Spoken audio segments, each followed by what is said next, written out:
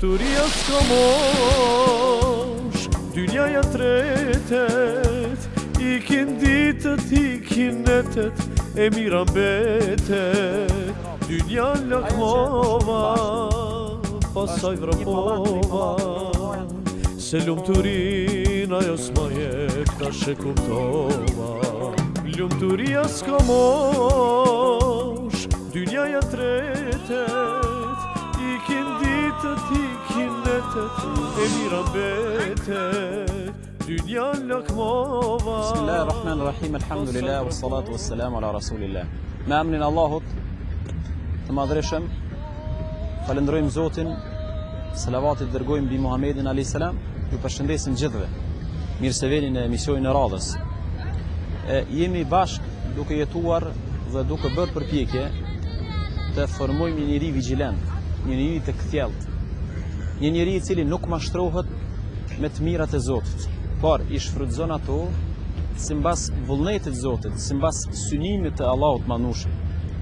Gjithherë duke mos haruar Zotin e Madhreshëm dhe gjithherë duke rujt kufit e të lejuarës, të kënaqemi me të lejuarën, të shfrytëzojmë dhuntit me të lejuarën, sepse kemi thonë disa herë, nuk ka mëkat në tokë që ndodh, përveç se duke u keq përdor apo duke u keq vepruar me ndonjë të mirë, me ndonjë dhunti.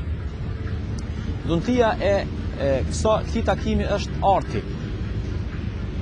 Do të diskutojmë bashkë sigurisht disa çështje rreth artit dhe me theks veçantë do të bëjmë përpjekje me shtjellu atë se shumë dukuri negative, shumë çështje të liga sot ndodhin në shoqërinë tonë dhe ato emërohen me termin art. Shumë çmenduri, shumë antivlera sot bëhen në shoqërinë tonë me emrin art. Shumë njerëz janë të mashtruar me artin. Shumë njerëz artin e kanë idhull. Atë adhurojnë, atë e njohin për Zot. Vetëm atij për ulën. Do të mundohem vazhdim që të shohim si duket një njeri i mashtruar me artin. Gjithherë këto fjalime, këto takime tona nuk synojnë me dhon ne fetva. Nuk po du me ndalu, nuk jam kompetent për me ndalu artin, ose jam kompetent për të fol për një art mirëfillt, dhe për atë se shpeshherë mrapa artit më shefen shumë të liga, më shefen shumë dukuri negative, shumë çmenduri. E para prej tyre, simptomi i parë i një njeriu që është ka keq interpretim apo ka keq kuptim rreth artit është se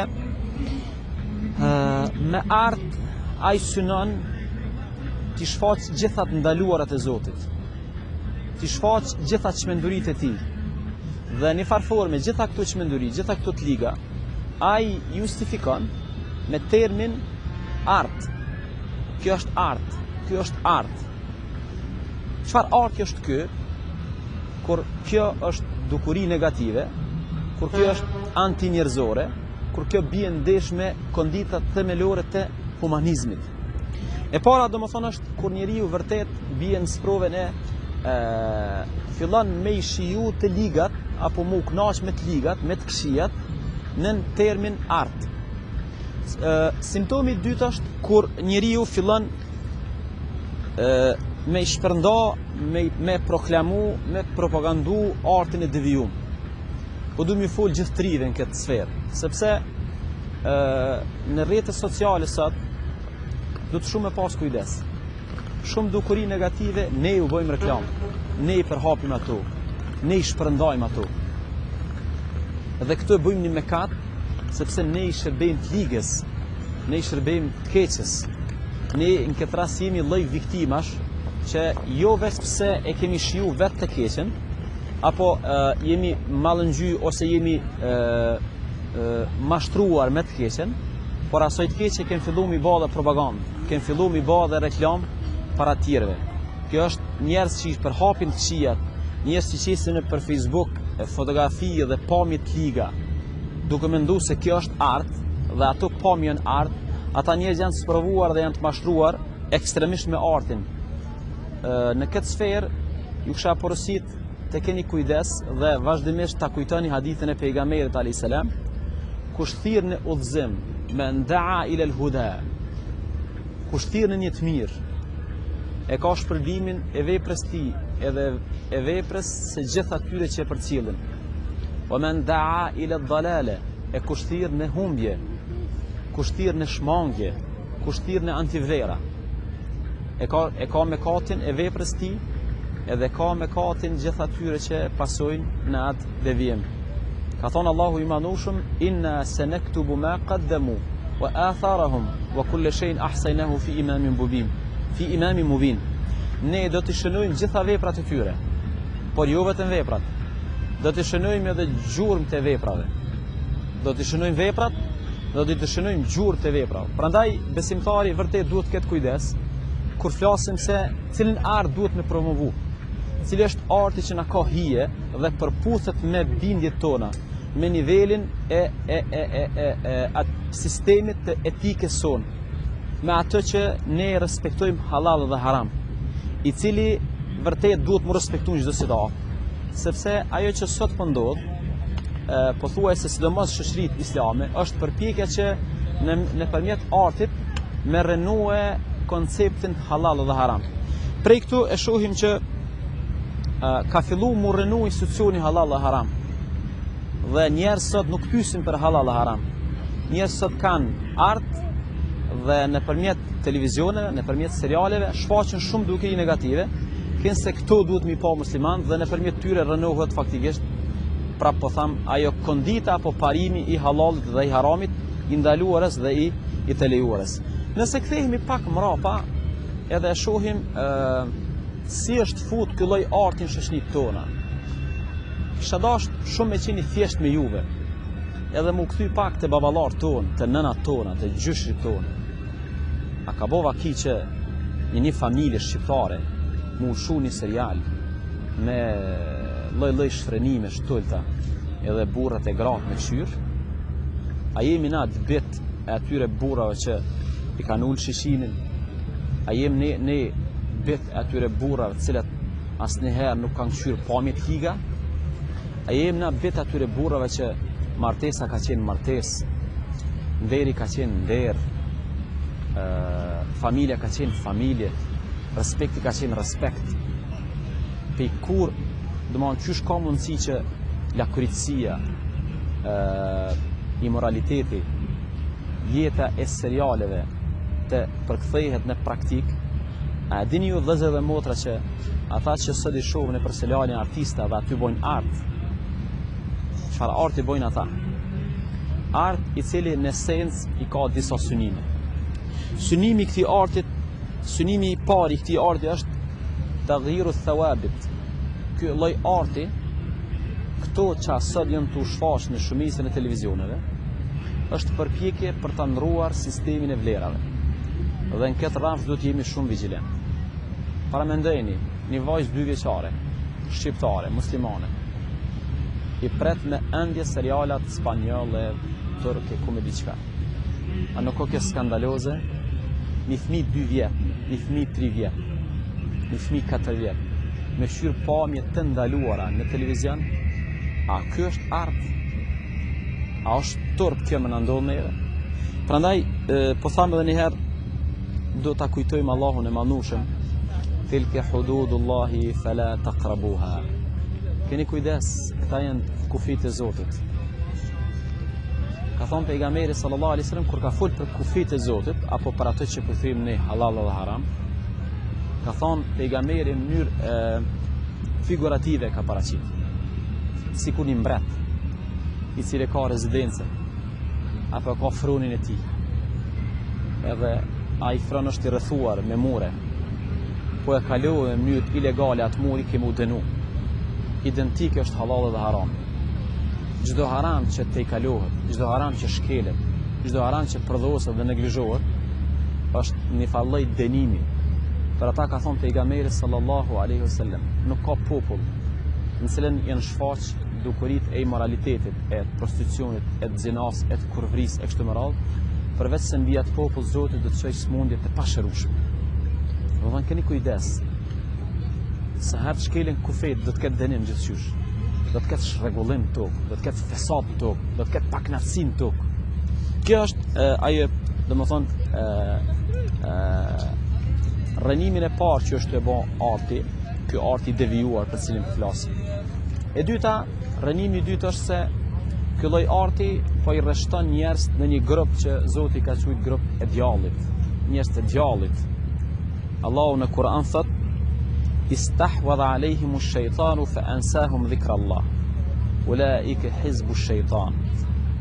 Atyre mbi ta u hodh shejtani, djalli i mallkuar, i pushtoi ata, i mashtroi ata, dhe ata u bën argat dhe u bën parti e djallit. E më thonë, ka parti djallit, ka ushtar të djallit. A dini që bëhet njëri ushtar i djallit? Momentin kur punon me direktivat e tij. Për ata vëllezër dhe motra, na mund të flasim shumë për lloj-lloj serialash, lloj-lloj filmash, por mos harrojmë diçka. Mënyra më e mirë me luftu të keq është me braktisë. Mënyra më e mirë e luftimit të keq është braktisja e saj. E treta që e prek këtë sferë është ky lloj arti i devijuar me kësi pamje të zhveshura, me lloj-lloj devijimesh edhe amoralitetesh, do të afshi njerëzve pamjen apo atë që quajmë na basire, largpamësinë. Njeriu në këtë botë sheh me dy pjesë. Me pjesën lëndore që janë syt, edhe me pjesën e brendshme me të cilën e analizon atë që e kanë pas syt. Ajo quhet basire, të pamjet e zemrës, sepse syni i sheh gjanat figurativisht, ndërsa zemra i analizon ato, i kupton ato, i studion ato. Këso lloj haramesh, ky lloj arti, me cilin shpeshherë u bë lloj idhulli, që njerëz nuk mund jetojnë pa këso serialesh, që shpeshherë edhe titujt e tyre janë devijum, edhe titujt tregojnë për tash i shtrohet pyetja, dikush mund thotë, ju po luftoni artin. M'falni, ajo që ju e bëni s'është art. Ajo është ndeshje me artin.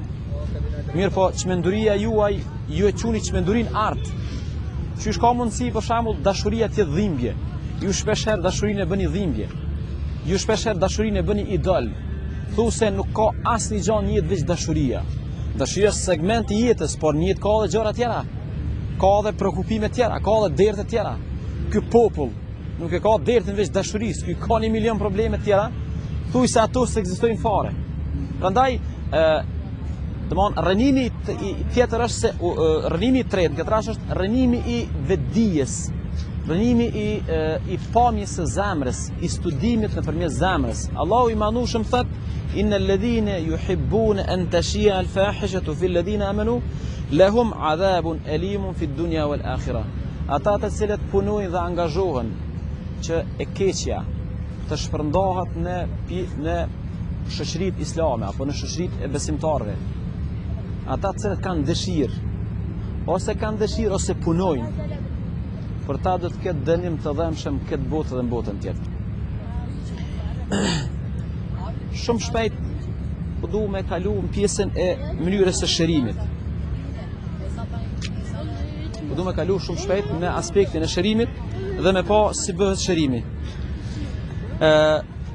Hadithi i fitness, kisha pas dëshirë shumë munale njërë prej haditheve të pejgamberit sallallahu alaihi wasallam, kur ka fol pejgamberi për shenjat e kiametit, apo ajo që quhet shpeshherë sprovat e fundit të botës.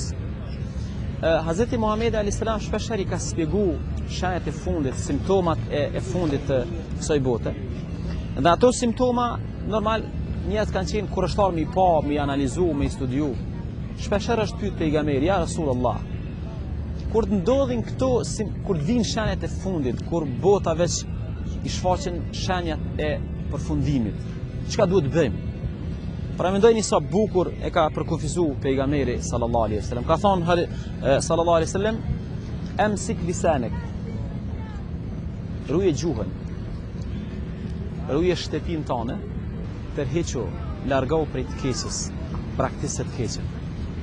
Ruje vetveten, ruje gjuhën, ruje shtëpinë tënde, edhe mundohu maksimalisht mu diferencu, mu largu dhe mos me qenë pjesë e të keqes.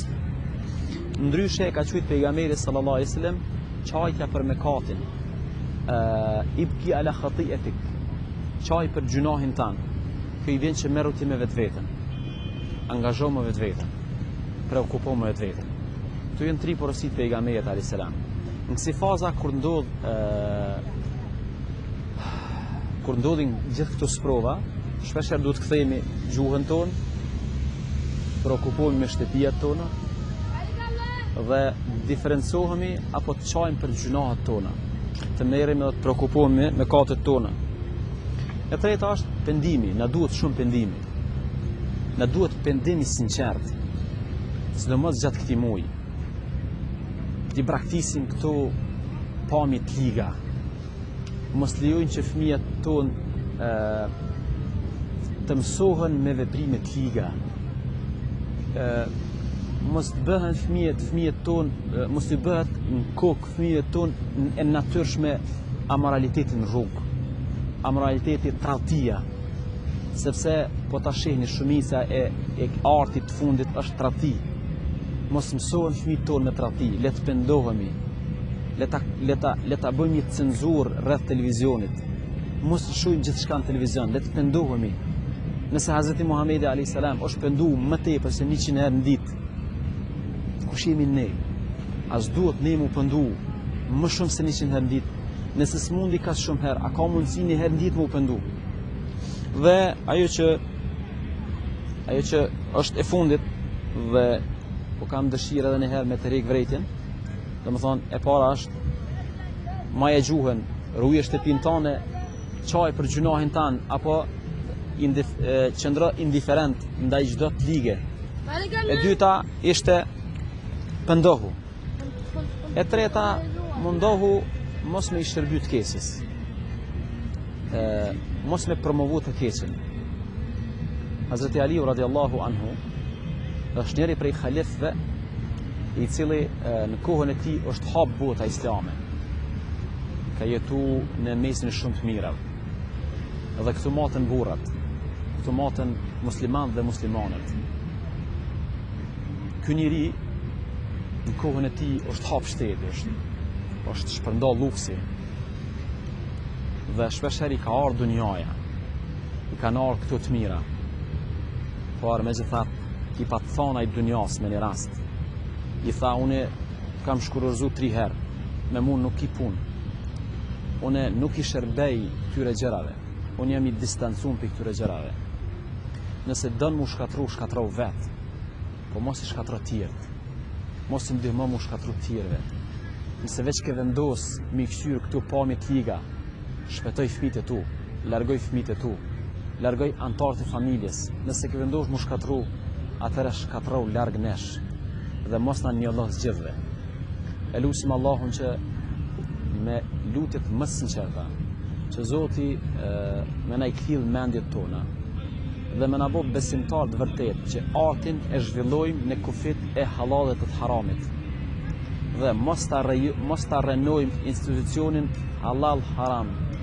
Ka diçka e ndaluar dhe e lejuar dhe të jemi të bindur se sa herë shkelin kufit e Zotit do të ketë pasoja gjithçysh, sepse këta kufi Zoti nuk i ka vendosur për veten e tij, i ka vendosur për ne, sepse ai është hollësisht i njoftuar me atë që ka kriju. Deri në radhën e ardhshme, ju përshëndes, selam aleikum, faleminderit shumë.